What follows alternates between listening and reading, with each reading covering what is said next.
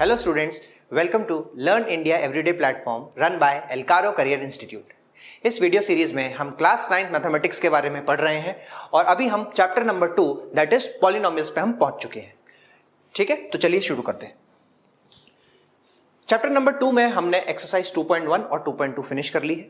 2.3 के हम question number 3 तक पहुंच चुके हैं। तो इधर हमारे साथ मूव फॉरवर्ड करने से पहले मैं चाहूंगा कि आप पुराने वीडियोस देखिए और उनको रिवाइज करके फिर इस कॉन्सेप्ट को हम आगे बढ़ाएंगे। तो आज के वीडियो में हमें बताना है find the value of k if x - 1 is a factor of px in each of the following cases. अब फैक्टर क्या होते हैं, जीरोस क्या होते हैं, ये सब मैंने अपने पिछले वीडियोस में बताया है। आप एक बार उसको देख लीजिए तो आपको ये क्वेश्चन ज्यादा इजीली समझ में आ जाएगा। उस वाले वीडियो में, पिछले वीडियो में मैंने रिमाइंडर थ्योरम के बारे में भी डिस्कशन किया था।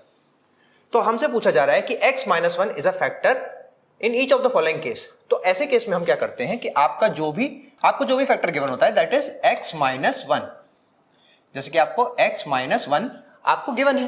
अब क्योंकि आपको x - 1 गिवन है तो आपको इसको इक्वल टू 0 पुट करना है सबसे पहले तो, और आपको x की वैल्यू मिल जाएगी 1। जैसे ही आपको x की वैल्यू मिली 1 तो यानी आपको हर पार्ट में आपको एक एक करके पुट करनी है वैल्यू 1। अगर आपको आंसर मिलता है 0 तो वो होगा आपका फैक्टर, और अगर नहीं मिलेगा 0 तो वो फैक्टर नहीं होगा, क्योंकि जो वैल्यू मिलती है वो होता है हमारा रिमाइंडर, जिसके बारे में हमने रिमाइंडर थ्योरम के पिछली क्लास में डिस्कशन किया था। तो चलिए पहला वाला पार्ट ट्राई करते हैं। फर्स्ट पार्ट में मैंने देखा p ऑफ 1, क्योंकि x की जगह पे मुझे पुट करना है 1। p ऑफ 1 क्या हो जाएगा, ये हो जाएगा हमारा 1 का स्क्वायर प्लस 1 प्लस k। अब क्योंकि यहां पे गिवन है कि x इक्वल टू 1 क्या है आपका, एक फैक्टर। अगर यहां पे ये चीज गिवन नहीं होती कि ये फैक्टर नहीं है तो हम चेक करते। यहां ये ऑलरेडी बोल रहे हैं कि ये फैक्टर है। फैक्टर है तो रिमाइंडर क्या मिलेगा मुझे, 0। और वैल्यूज पुट करने के बाद मुझे आंसर हमेशा क्या मिलना चाहिए, 0 मिलना चाहिए, कि अगर ये फैक्टर है तो आगे इसको सॉल्व करेंगे। ये हो जाएगा 1 plus 1 plus k is equal to 0। तो ये हो जाएगा आपका 2 plus k is equal to 0, और k उधर जाएगा तो k की वैल्यू आपकी कितनी आ गई, -2। इसका मतलब जो आपका फर्स्ट पार्ट है उसका आंसर आ गया आपका -2। सेकेंड पार्ट की मैं बात करता हूं।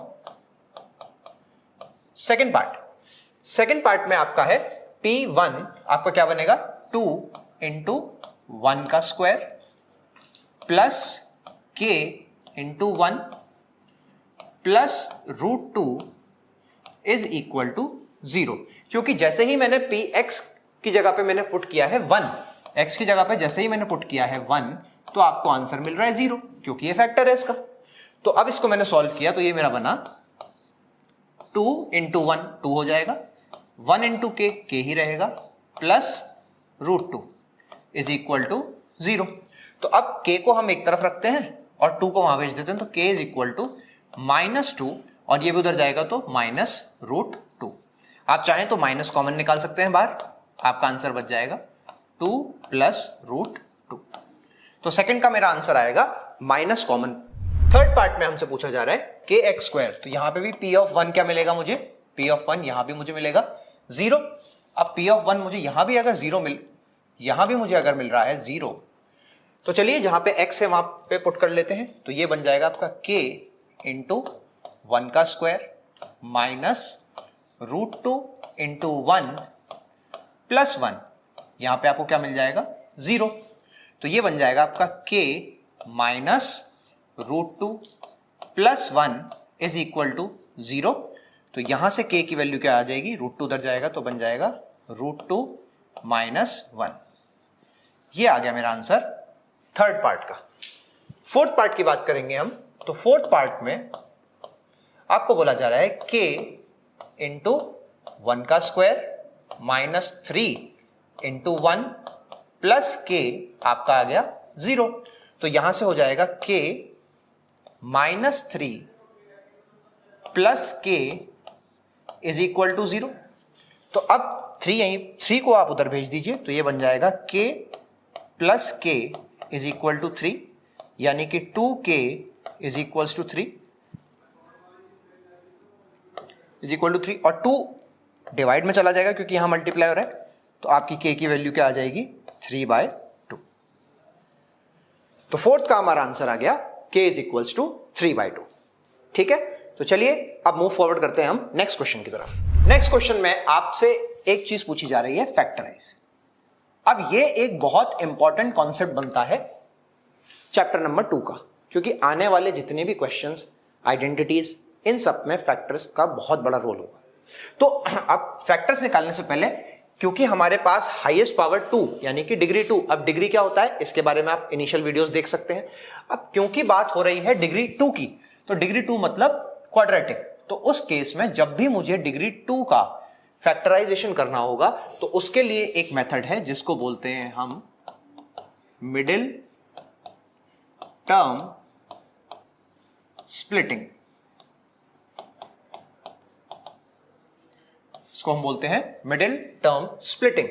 तो पहला क्वेश्चन लेते हैं और उससे मैं आपको समझाता हूं, आपको ज्यादा इजीली समझ में आएगा। 12x² minus 7x plus 1। तो इसको हम स्टेप बाय स्टेप सॉल्व करेंगे। पहली चीज, सबसे पहली चीज, मैं दूसरा कलर ले लेता हूं। स्टेप 1, स्टेप 1 मेरा क्या होगा, आपको इसे कंपेयर करना है।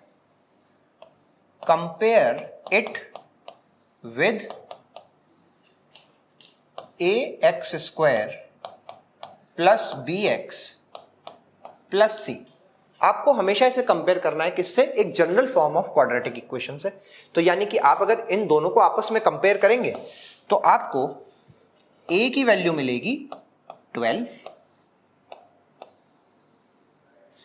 b की वैल्यू मिलेगी आपको -7 और c की वैल्यू मिलेगी आपको 1। ठीक है, इसके बाद सेकंड स्टेप पे आएंगे, स्टेप नंबर 2। स्टेप नंबर 2 में हमें क्या करना है, स्टेप नंबर 2 में जो मेरे पास a और c का टर्म है आप उसको मल्टीप्लाई करिए। Multiply a into C. ठीक है, a इंटू सी आपने मल्टीप्लाई किया, तो आपने जब इसको मल्टीप्लाई किया तो आपको क्या मिला, आपने बोला कि सर 12 इंटू 1 यानी कि 12। ठीक है सर, थर्ड स्टेप में हम क्या करेंगे, स्टेप 3। स्टेप 3 जो रहेगा मेरा, स्टेप 3 में आपके पास जो भी नंबर मिला है a इंटू सी करके, आप करेंगे इसका प्राइम फैक्टराइजेशन। क्या कर रहे हैं आप, प्राइम फैक्टराइजेशन।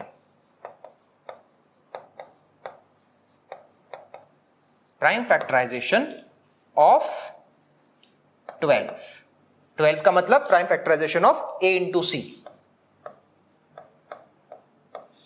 ठीक है, तो हम इसका प्राइम फैक्टराइजेशन कर लेते हैं। क्या मिलेगा मुझे, 12 को हम लिख लेंगे 2 इंटू 2 इंटू 3 इंटू 1। ठीक है, हालांकि 1 प्राइम नंबर नहीं है, लेकिन कभी कभी 1 के कॉम्बिनेशन से भी बनते हैं, इसलिए मैंने 1 लिख लिया। 2 इंटू 2 4, 4 इंटू 3 1 हो गया। ठीक है, चलिए अब अगले स्टेप पे चलते हैं, स्टेप 4। ठीक है, ये स्टेप 4 मेरा सबसे इंपॉर्टेंट स्टेप है, इसलिए मैं इस पे लगा रहा हूं स्टार, क्योंकि यहां पे क्या करना पड़ता है, नंबर सिलेक्शन अगर आपको करना है तो आपको इन्हीं नंबर्स में से सिलेक्ट करना है। आपको स्टेप 4 में क्या करना है, आपको 2 नंबर सिलेक्ट करने हैं जिनका एडिशन आपको दे दे b की वैल्यू, और जिनका मल्टीप्लीकेशन आपको दे दे a इंटू सी की वैल्यू।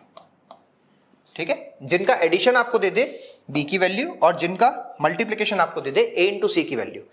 ठीक है, तो आपने बोला कि सर ऐसे कौन से नंबर हैं, इन्हीं कॉम्बिनेशन में से अगर आप बनाएं। अगर आप देखें, अच्छा b की वैल्यू में मैं आपको सिर्फ उसकी एब्सोल्यूट वैल्यू की बात कर रहा हूं, 7 ना कि -7 की।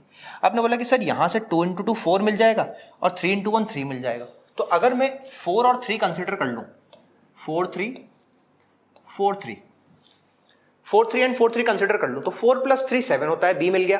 4 इंटू 3 12 होता है, यानी a इंटू सी मिल गया। इसका मतलब मेरे नंबर्स कौन से आ गए, नंबर्स आ गए 4 एंड 3।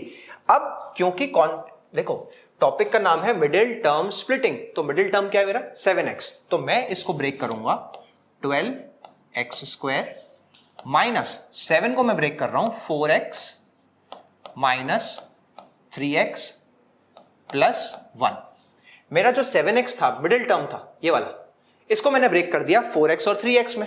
अब ये बन जाएगा, इन दोनों में मुझे कॉमन दिखा 4x, तो मैंने निकाल लिया। यहां पे क्या बच गया, यहां बच गया मेरा सिर्फ 3x और यहां बच गया -1। ठीक है, अच्छा यही फैक्टर मुझे यहां बनाना है, तो यहां -3 था, यहां +3 है, तो मैं इसको -1 से मल्टीप्लाई कर दूंगा। -1 इंटू 3x -3x, -1 इंटू -1 +1। अब इन दोनों में कॉमन है मेरे पास 3x -1 और दूसरा मेरा कॉमन फैक्टर है क्या, 4x -1। क्योंकि ये क्वाड्रेटिक इक्वेशन थी इसीलिए, क्वाड्रेटिक पॉलिनोमियल थी इसीलिए हाईएस्ट डिग्री 2 है, इसीलिए 2 फैक्टर बने। तो सर 3 होंगे तो क्यूबिक बनेंगे, बिल्कुल क्यूबिक बनेंगे। अब क्यूबिक में कैसे सॉल्व होगा, क्या उसके वैल्यूज आएंगी, वो हम अगले वीडियो में डिस्कस करेंगे। मैं चाहता हूं कि आप जो रिमेनिंग पार्ट्स रह गए हैं इनको सॉल्व करें और कमेंट बॉक्स में इसका आंसर जरूर टाइप करके दें। तो ऐसे ही बढ़िया वीडियोस के लिए हमारे चैनल सब्सक्राइब करके रखें and keep studying and keep learning.